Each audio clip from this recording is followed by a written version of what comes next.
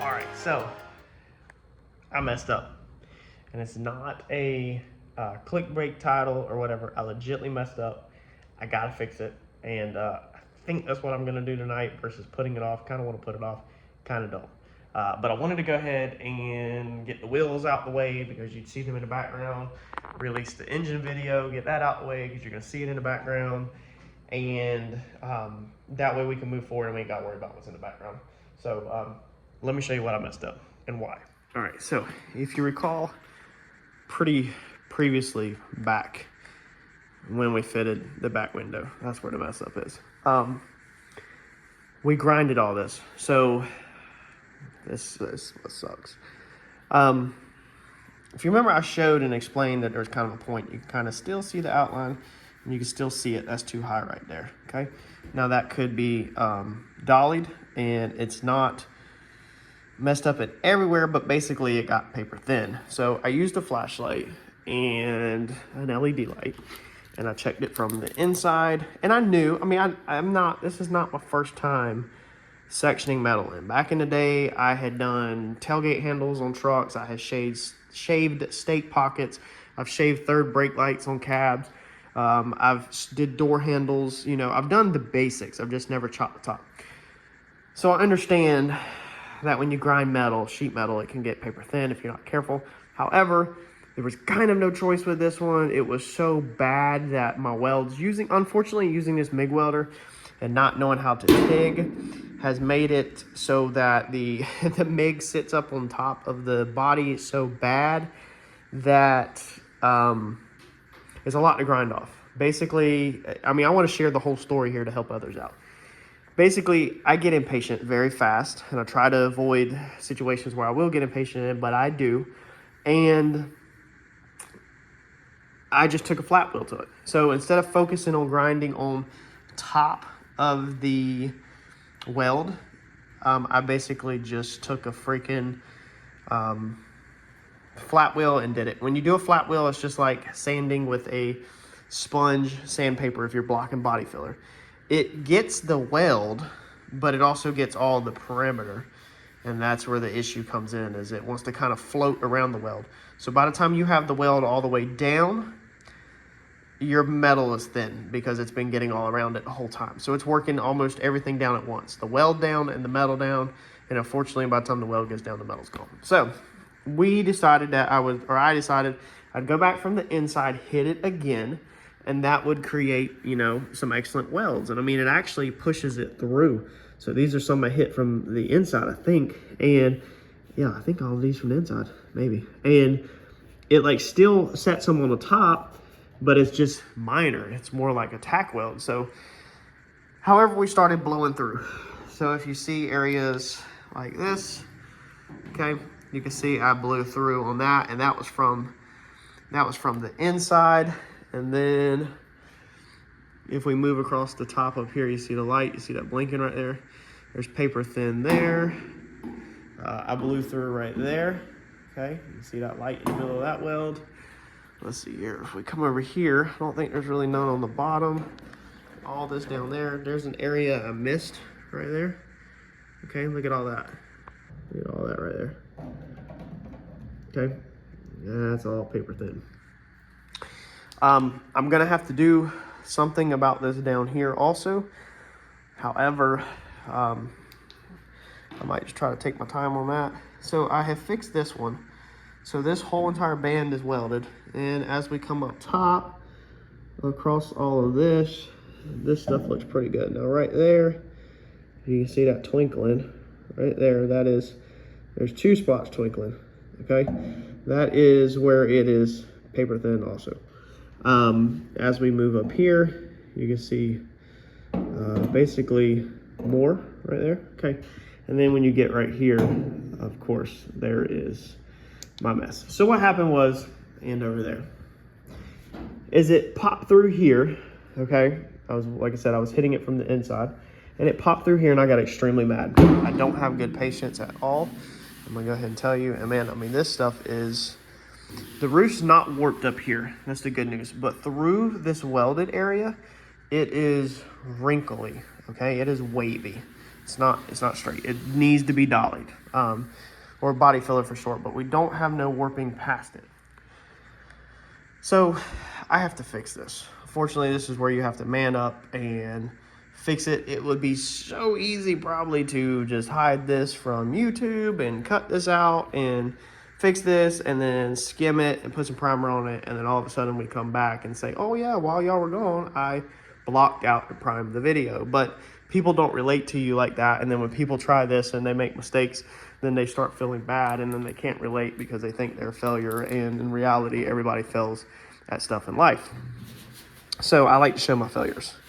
But the good news is that we haven't warped the roof. We haven't warped the roof from here up. All of our problems are right in here. So what I'm thinking is we're gonna fix the top half. Not only do we have stuff warping up there from where I got really mad. I mean, a lot of this warp, it wasn't this bad. And then it's like warped in here. It's warped in here. I mean, you can see how long that is. That is continuous popping because I got mad. I straight up got pissed off with it. That's all one hit, okay? That's where I got pissed off with it. And of course it's warped right there where I got pissed off, because you should just be hitting one spot, and come back. But when you're sitting inside there, it doesn't want to hit good because it's not 100% clean. I was taking the wire brush that's laying right there trying to clean it up, son, but it still wants to pop back on you, and then some of it don't even want to stick and just fall off. I don't know if we're having a problem with the welder. It seems like this thing is starting to act up on the control panel again, so I don't know if it's a combination of everything starting to aggravate me, so I'm trying to be careful. But whatever, we messed up, so we gotta fix it. We gotta fix the back window. So what we're thinking, this is why I said save all the pieces of metal. So I have the metal strips out of the window here. Let's see here, which one's longer, which one's wider, I should say. Okay, that's got a hole in it, so that should be the top, I think. Yeah, I think this one's gonna be the top. So we can literally take this piece, clean this piece up, and section this piece in. This is enough metal that it will get us away from our, God, if it will stay, man, it's gonna aggravate me. If it will stay, it should get us back into good metal. It's gonna be tight around here, around the sides, but across the top, you know how wide, I mean, that's pretty wide.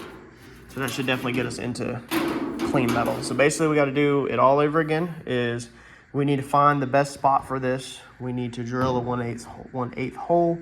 We need to Zeus it in, or not Zeus it, man, my mind is cluttered. Cleco it in so it stays.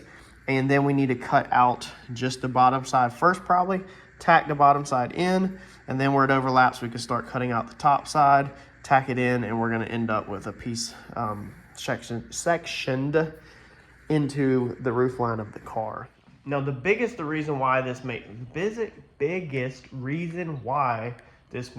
was made was due to lack of knowledge. And I want to share with y'all how we're gonna do it this time, if needed, so that we don't run into that issue. I'm gonna mute this, TV just come on. So I was watching one of the channels that I had been following that chops tops on it, and I seen that he used these little clamps. So whenever I put this window in, I still had the glass in, so I couldn't come from the back right here and make sure that everything was straight. So what I did is I showed all this in the video. Is I got it as close as I could where they were together, they were same thickness, but they weren't necessarily the same plane, if that makes sense. Like I said, they were at a V shape where they needed to be perfectly the same plane. That way when it's grinded out, you're not grinding on the top, the point of a house. So he had these cool pieces right here. By the way, this is the tag that we're gonna use for the car. So here in North Carolina, you can run an old tag on your car. All you gotta do is find a tag. As long as this combination of numbers is not currently in use, which it's not going to be unless it's a custom tag, you can register, you can use this tag on your vehicle. You would go register your title and everything just as a normal vehicle, and you keep the actual real new tag in the car, and you're allowed to put this on the back of the car, and it's perfectly legal because it's an antique in North Carolina. So I thought it was pretty cool. We're gonna clean this one up, clear coat it, and this is gonna be the tag that is on the car when it rides around legally tagged and insured the whole 9 yards. It will be on the back in there, and it will have a correct year, 49. The trick there is that the tag has to match the title as far as the year from everything I'm reading. And this car is titled a 49. A lot of people keep commenting that this is not a 49. This is not a 49 body style. This is an early 49, whereas in 49 they were using leftover parts from 48. So they had a lot of parts left over, and instead of trashing or scrapping them back then, or meeting the deadline like they do now on the parts, they literally just took their 48s and kept building them and titled them as a 49 because it was a 49 year when this car was produced. And that's why this car it looks like it is, but it's titled a 49, so it can get a 49 tag. However, so I was watching my guy, and these are the little clamps he uses. So these are butt welding clamps. Basically, right here where this piece is, goes in your cut. I'll show you here in a minute, and you tighten it down, and it clamps it all together and keeps them close to on the same plane. It would be nice if that was longer, but these are really, really freaking cool pieces that I didn't even know existed. I had no clue existed because I have done metal work, like I said, sheet metal work, but never to the level of this. And I have never actually utilized tools. I've never even really clamped it. I've always just got it as close as possible and welded it up. So we bought 2 packs of these from Harbor Freight. They're super cheap. They're like $7. And we're going to utilize these this time if needed, if when we cut it, it's not very smooth. If I would have had that, then there would have been no peak. There would have been no point like a rooftop on a house, because when we tightened it down, it would have pulled that peak. It might have rolled it, but it would have pulled it where it's more the same plane, meaning it would have grinded off a lot better. It would have been more equal, and you wouldn't have been just welding on the peak of a house, basically. All right, so this is about 2 inches. So I have come through here and went off of my weld and measured 2 inches, and then set my magnetic blocks up on, 1 inch. 2 inch rides have come off the weld and measured down 1 inch. Same thing on this side, 1 inch down, set the magnetic block. That way it's something to help me hold it in place. And it doesn't want to sit straight because of how arched up that piece is right there. Well, and there's some of that crappy weld. Looks like that needs to be dollied a little bit straight. So this is what I mean by that. I made a cut like that, made a cut like that, and I took the piece back off, cut it like this, and folded that down underneath it. Now, as I work myself around cutting this, I'll just keep folding the metal back on the underside that I'm cutting so that we can get these in. Like I said, this centerpiece, this is as thin as your cut. Man, I wish I would have known about this beforehand, because this is what will allow me to make sure that everything is on the correct plane. Let's see if I can get that little square through there. And then that pulls up tight. That thing's perfect. That puts these on the exact plane. That feels so good compared to what it was. So now it's just a matter of let's work our way around. Let's work our way across. I think that's what I'm gonna do first. Get some of these put in, and then we'll start tacking between them up to them basically, and then we'll pull these out. These will hold us in place.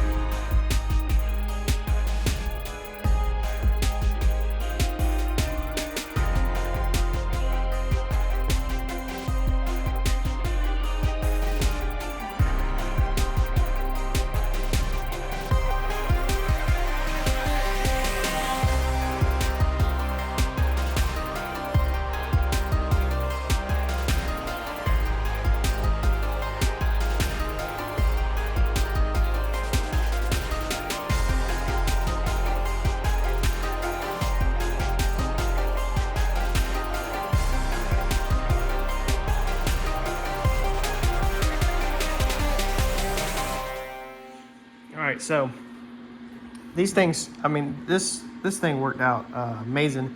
This over here was wanting to like dip in really low, and so I went ahead and sat this, or got this one in first, and then I sat this one, and you literally, it went in crooked like this.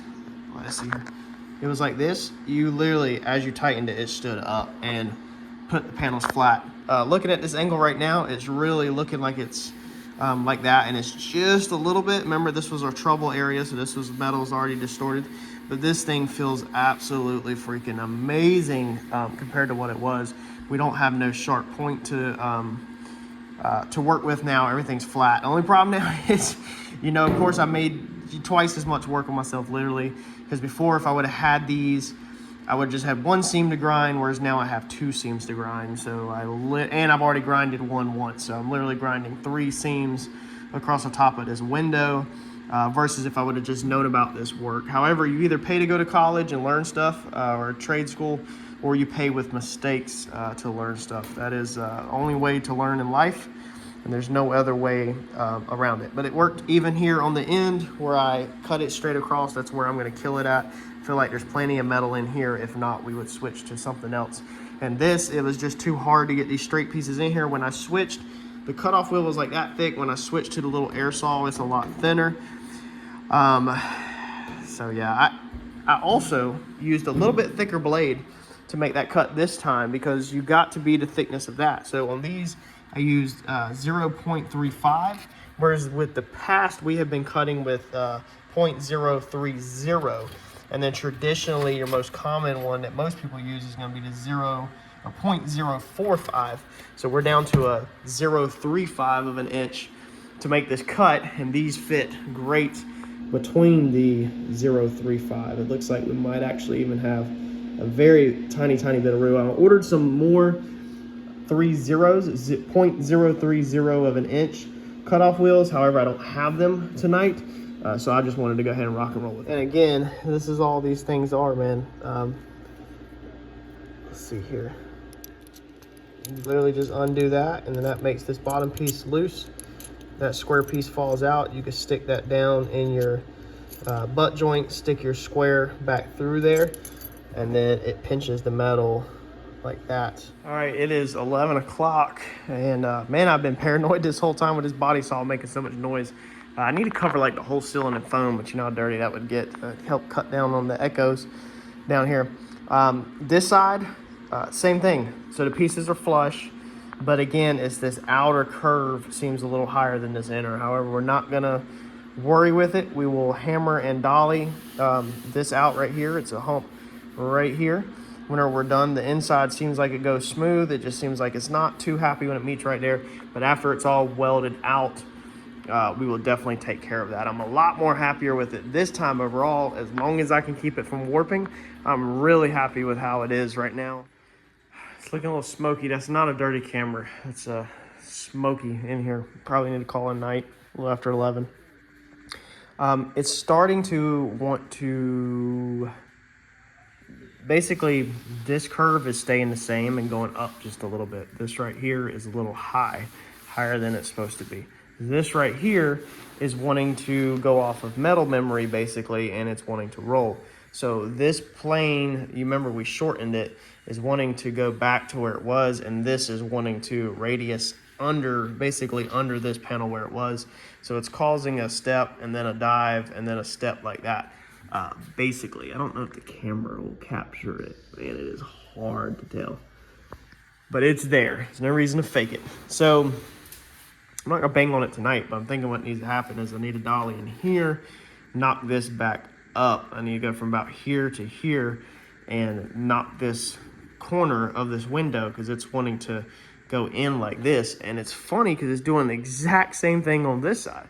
So that tells me that it's nothing like with me warping or anything like that. It's literally like metal memory that, you know, this is wanting to stay its bigger curve, and this is wanting to stay its little curve, and this is wanting to go underneath this basically and curve in like that. So both of these need to be beat up in the corner right there, tapped up from the inside.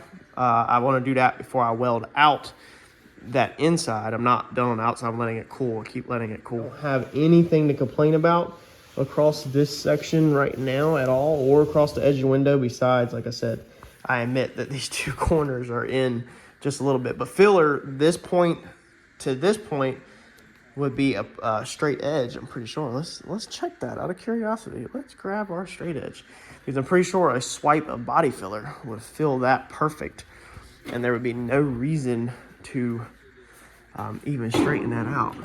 Yeah, so there you go. See?